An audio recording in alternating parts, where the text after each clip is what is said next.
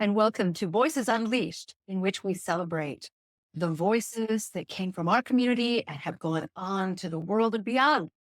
My name is Alexandra Babel, and with me today, I have a very special guest, Fraser Johnston. Thank you so much for being here. Thank you for having me. So today we are doing something very different. This is the first episode in which I have not invited a singer here to be interviewed by me, but someone who's doing something for singers and for many other people as well. So Fraser is the CEO of Theom Med, and we're going to tell you more about that in a moment. Today, I would like to address the idea of singers and musicians and the idea of performance anxiety and the inner critic. There are the things that really hold us back as musicians and as performers.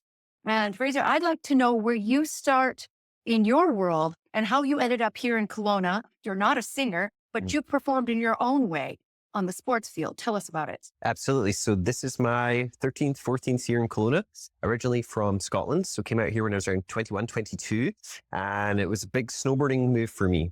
So was one of the head trainers and evaluators for Kazi. So snowboard racing. And then in my younger days as well, was trying to play pro rugby too. So wow. Yeah. So professional athlete. So we had chatted a little bit about this before. We were kind of comparing my performance on a stage and your performance on a field. I think we can relate to each other in terms of those things I mentioned before. Tell me a little bit about what you've been through in that way. Well, I think it's always, everyone struggles with that pre-performance anxiety or the pre-performance critic. Is this going to go well for me? Am I going to perform well? And then even afterwards too, did I perform at my best? Oh my God, I made a mistake. So it's just dealing with those inner critic voices and really how you can start to regulate yourself before and after those big moments. And I think when I was a young musician, this was not addressed. It was a different way of teaching. The pedagogy I received from Russian voice teachers and people, there was not a lot of room for all of that. But now I find more and more of us are beginning to address the fact that we need help, actually. For me personally, I know that I've had to work through a number of things had to do with generational trauma, and that would only add to performance trauma and performance anxiety. But what about for you? Did you find that we had a conditional sort of performance, performance-based conditional love and acceptance? 100%. Even love from parents, etc., or coaches can be tied to your performance. And how I used to combat that was I used to always be really harsh with that inner critic voice. Oh, shut up, you're going to be fine. And yeah, you try and stuff it down, not pay attention to it. Right. But as I've got older, it's actually making that your friend and bringing a lot of self-awareness and compassion and love to that. Because when you're at that war within yourself, that's where the performance doesn't go well. Oh my goodness. The first time I heard you tell me that, I was astounded that you would make friends with this nasty thing inside you that's saying, I'm nervous, I'm going to suck. Do I have enough breath for this phrase? Is the conductor with me? And if the conductor's with me, is the orchestra with the conductor? And am I going to trip? And it's crazy. But the first time I was exposed to the idea that you could make friends with all of that, to sit in it, I was shocked by it. Feel it and just stay with it, which takes a lot of courage. I have been running my entire life from those feelings. So in the last 2 or 3 years, I have had the opportunity to do a number of things that have helped me in terms of my own mental health. And I'd like to really give you an opportunity to tell us what you're doing within Theom Med to help not only singers, but people in general who might need just extra help. Beautiful. Thank you. So, well, first and foremost, we're an integrative healthcare company. So we focus on chronic pain, mental health, and longevity and wellness. So, we have an innovative therapeutic experience that's really the core of our business. But then we also do these innovative modalities, breathwork, meditation, yoga, somatic techniques, sound healings, and really how are we helping teach people how to regulate their nervous system so that they can be a whole functioning person. Oh, I love that. So you can imagine an athlete or a young singer who would have this opportunity to sort that out and get those voices inside the head to be friendly as Mhm. opposed to so oppositional. Mhm. And that's amazing. Now, some people might consider some of the work that you're doing to be controversial, and I don't believe it is, because I think it's new and it's coming. And I myself personally have had a wonderful experience working with the Theom Med, and I hope to continue to do that. But I'd like to address the idea of ketamine assisted therapy. Mhm. That's part of your work. Tell us about that. Absolutely. So we use the ketamine as a catalyst for our therapeutic experiences. So really, we make sure the person is well prepared when they're coming into that experience. And it's really a powerful tool for depression, anxiety, PTSD, burnout, OCD. And, like you said, it is a new therapy, but the data now is just incredible. Everyone we've had in the clinic, having profound transformational, there you go, Yeah. experiences. And even across the world with the clinical trials they're doing now, it's really showing to be a powerful medicine. Do you have personal testimony, or can you tell us a story or two anecdotally? Oh, absolutely. Well, even for myself, I've had a big healing journey with psychedelics. So before I was 21, I already had 3 major shoulder surgeries. Wow. So yeah, Because of the sports? yeah, rugby and snowboarding. Oh, wow. So I was in chronic pain and crippled. And, the healthcare system told me, this is it for life. This is the way you're going to be. Oh. And when I actually moved out to Canada, I met a very innovative doctor in physio. So you name it, I've tried it: PRP, prolotherapy, stem cells, peptides, float tanks, everything. And at the time, I had some really powerful transformational experiences with psychedelics that completely reframed the relationship I had with myself, my body, and my pain. And I can thankfully say I've been pain-free since I've been about 23, 24 years old. Wow. And really, it was having those experiences that taught me, okay, there's something here. Why doesn't the mainstream medical world talk about this?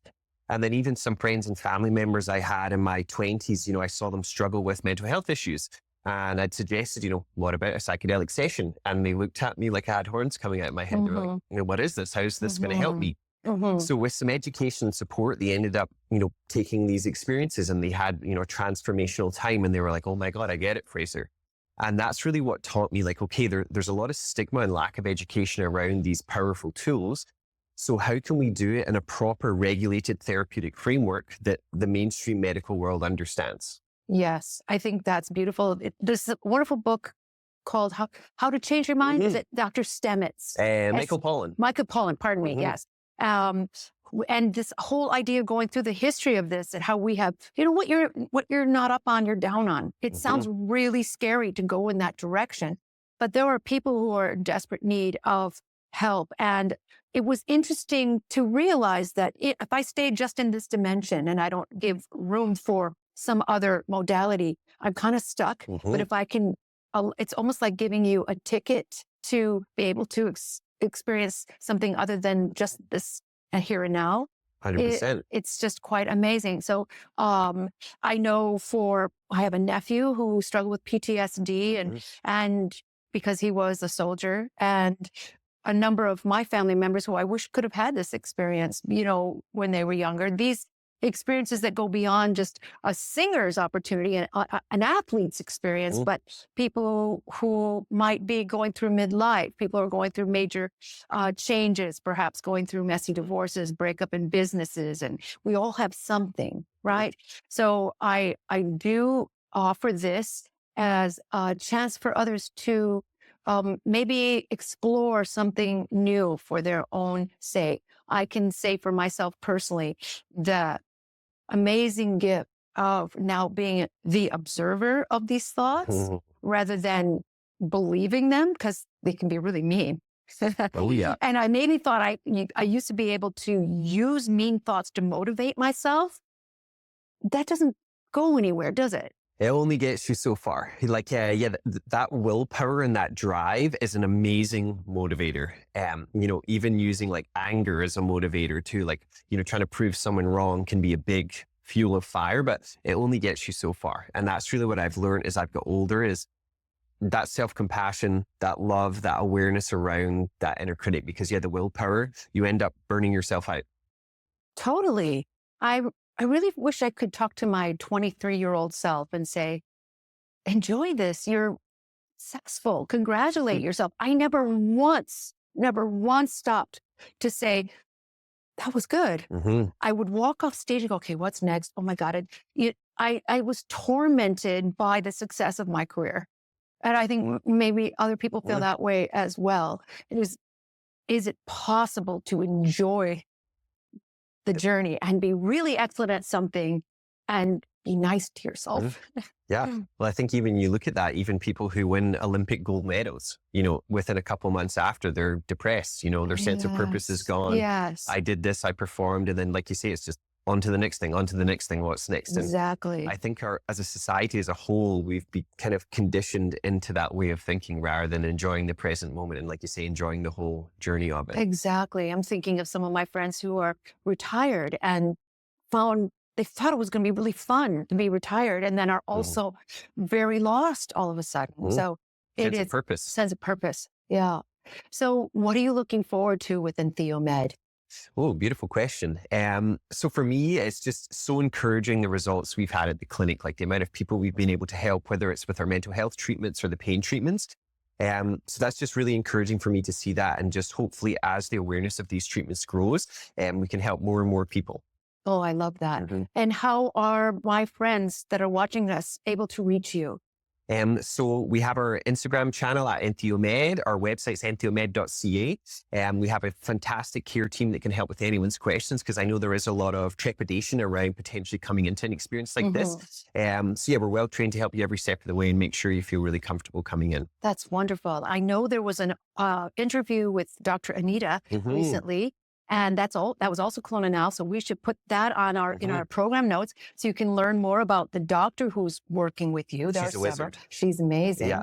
And the team of psychotherapists, Mhm. and there's just so much to what you're bringing to this world. And I personally just want to say, as your friend, that I am so proud of you and Thank what you. you're doing.